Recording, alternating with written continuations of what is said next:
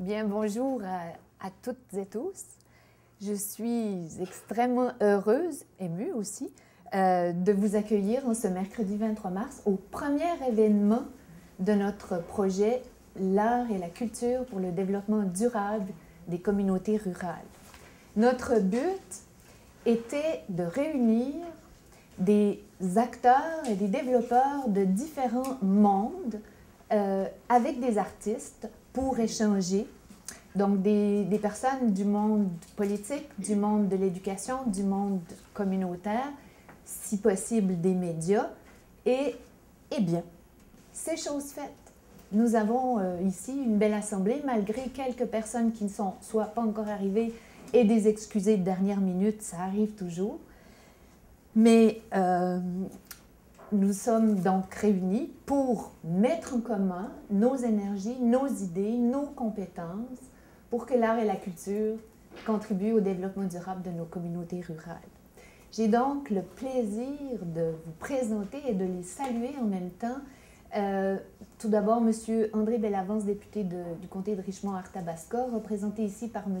Pierre Terrien, lui-même maire de Saint-Adrien. Donc, je commence par le monde politique.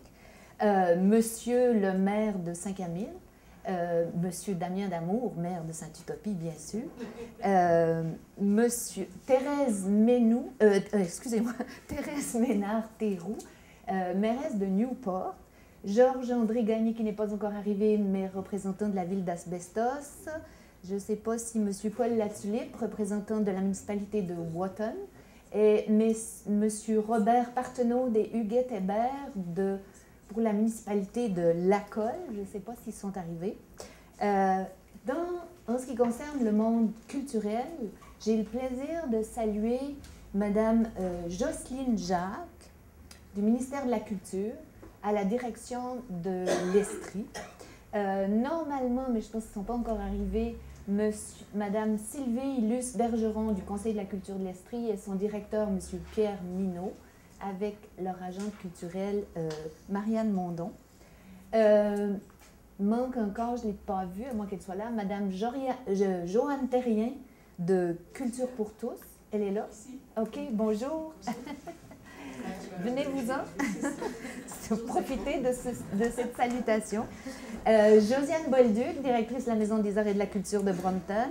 Hildegard Jansing et Ghislaine Grant pour le festival Masque alors, Festival international du masque. Sarah-Aline Laroche, Maison de la culture de Datswell. Jean-Pierre Harel, président du Petit Bonheur et membre artiste de Ravir. Michel Bachelet, comité des arts visuels du Petit Bonheur et membre artiste de Ravir. René Wilsey, comité des arts de la scène du Petit Bonheur et membre ami de Ravir. Et pour le domaine communautaire, M. Mario Morin, directeur du Centre de santé et de services sociaux des Sources, et de nombreux agents de développement culturel et communautaire. Je vais les nommer par ordre alphabétique. Alain Bourgeois pour Saint-Adrien et Saint-Georges, Olivier Brière pour Inodestrie, Marc Quentin pour le CLD des Sources, Jennifer Crawford, je ne sais pas si elle est là, pour le CLD de la Montérégie, Sarah Favreau, MRC de Quaticook, Daniel Pitre, SADC des Sources, Alain Roy, notre animateur préféré pour la CDC, et je ne sais pas, il ne me semble pas l'avoir vu, Frédéric Terrien pour le Brin de Vie, et Manon Vaillancourt pour la Corpo de développement de Wotton. Pour le monde de l'éducation, M. Richard Desjardins, directeur des écoles de Saint-Camille et de Saint-Adrien et de Wotton, et M. René Gibault de Anne-Sud, retraité de l'enseignement.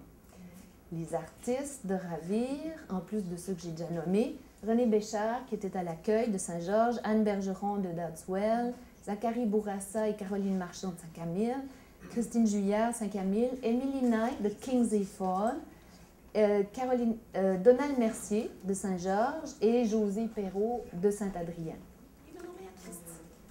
J'en ai oublié? C'est ça. Manon Vaillancourt, artiste aussi, absolument.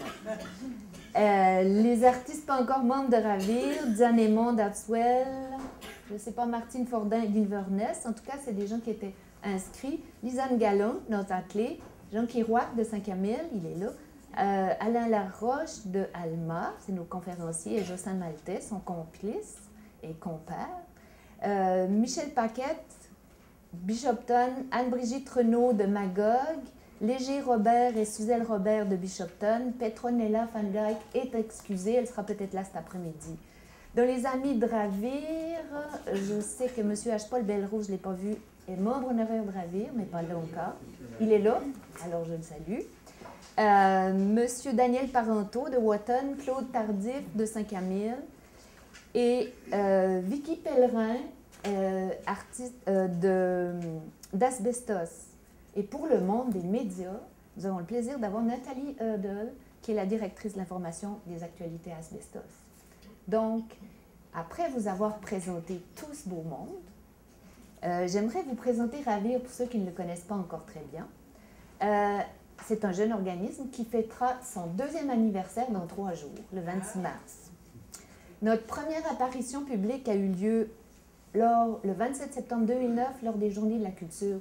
Donc, pour donner la couleur de notre organisme, nous avons décidé d'aller à la rencontre de ceux qui ne pouvaient pas bénéficier des activités culturelles offertes gratuitement ce jour-là.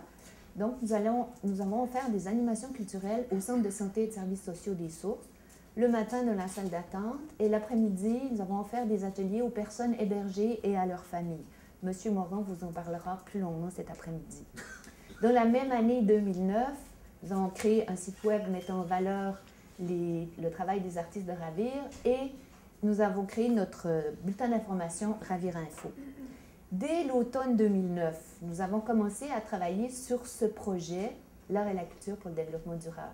Tout d'abord en partenariat avec la SADC, puis s'est jointe le CLD et la CDC. Nous avons élaboré le projet, rédigé une demande de subvention, déposée en février 2010 à Partenariat Rural Canada. À fin septembre 2010, nous avons eu le plaisir d'apprendre que la demande de subvention nous était accordée par le ministère Agriculture et Agroalimentaire Canada. D'autres partenaires, à cette époque, nous n'avons pas du tout entendu parler de l'agenda 21C, c'est qu'en janvier 2010 que nous l'avons appris. Depuis 2011, d'autres partenaires ont rejoint le projet et je profite de les remercier. Je vais les citer dans l'ordre d'apparition comme partenaires. Tout d'abord, le Petit Bonheur de Saint-Camille.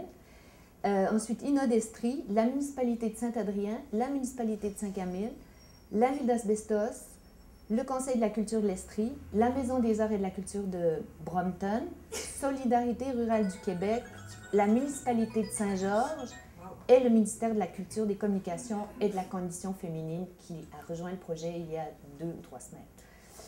Le 2 mars, lors de notre Assemblée générale, Ravir a modifié ses règlements généraux qui incluaient une barrière territoriale. Nous avons commencé par mettre une barrière qui était les artistes vivants. Donc, Ravir regroupait les artistes vivants sur le territoire de la MRC des Sources et ses environs.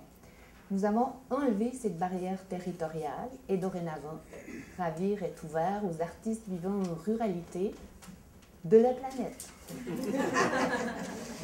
J'aimerais maintenant, faut voir grand. J'aime bien une citation qui est « La sagesse, c'est d'avoir des rêves suffisamment grands pour ne pas les perdre de vue quand on les poursuit. » C'est de Oscar Wilde. Maintenant, j'aimerais simplement reprendre quelques termes de notre titre pour leur donner une brève définition. C'est l'art et la culture pour le développement durable. Pour définir l'art, j'aime bien reprendre une citation de Marcel Duchamp. C'est un artiste surréaliste français qui a vécu entre 1887 et 1968. Et il dit « L'art est un jeu entre tous les hommes de toutes les époques ».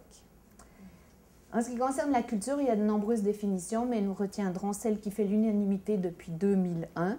Et la culture y est considérée comme l'ensemble des traits distinctifs, spirituels et matériels, intellectuels et affectifs qui caractérisent une société ou un groupe social. Elle englobe, outre les arts et les lettres, les modes de vie, les droits fondamentaux de l'être humain, les systèmes de valeurs, les traditions et les croyances. C'est donc cet ensemble de traits distinctifs qui caractérise une société ou un groupe social et qui renvoie à ce qu'on désigne communément sous le vocable de l'identité culturelle. Pour ce qui est du développement durable, Donc, on se fie, donc depuis le rapport, la publication du rapport Brundtland par l'ONU en 1987, le développement durable fait partie des politiques de la plupart des États et il est défini comme un développement qui répond aux besoins des générations du présent sans compromettre la capacité des générations futures à répondre aux leurs. Et il est associé à la recherche d'un équilibre entre les valeurs sociales, économiques et environnementales au sein des sociétés. Je terminerai cette introduction à notre atelier de travail en vous décrivant un peu ce qu'est le travail de l'artiste. Et pour ce faire, je vais utiliser une métaphore que j'emprunte à nos conférenciers Alain Laroche. Il compare le travail de l'artiste au travail des abeilles. Et selon un économiste qui s'appelle Jean Gadret, si on examine d'un point de vue économiste étroit le travail des abeilles, elles produisent du miel. Et seul le miel et ses dérivés sont comptabilisés comme contribution apicole. Or, les abeilles, comme d'autres insectes du reste, accomplissent un autre travail, celui de polliniser. Un travail de pollinisation essentiel à la vie, sans lequel les espèces florales et légumes ne pourraient perdurer et nous nourrir. Et ce travail n'est comptabilisé nulle part et surtout, il n'est pas rémunéré. Si l'on examine d'un point de vue économique étroit le travail des artistes, seule la production et la vente des créations artistiques intervient comme contribution à l'industrie culturelle. Pourtant, par leur travail, les artistes pollinisent leur territoire et communautaire et apportent une sorte de surplus, une sorte d'âme qui enrichit la société. Et pourtant, ils ne reçoivent aucune rémunération, aucun salaire pour ce travail essentiel à l'identité culturelle des sociétés et des communautés. Le travail que nous allons accomplir aujourd'hui sera un travail de pollinisation. Aussi, je vous souhaite une très agréable journée et bien du plaisir à polliniser. Merci.